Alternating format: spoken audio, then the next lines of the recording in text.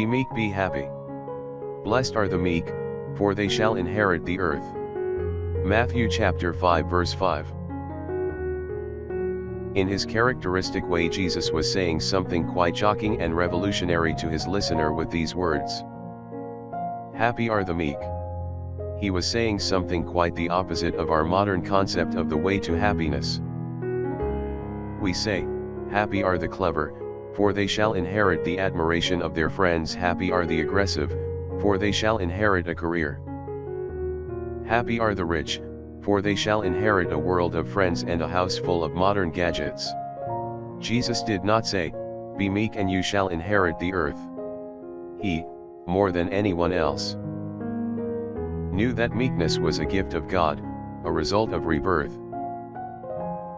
Jesus was not issuing a command in this beatitude nor saying, you ought to be meek, that is the way to live. No.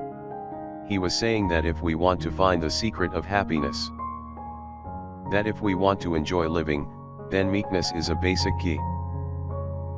Prayer for the day.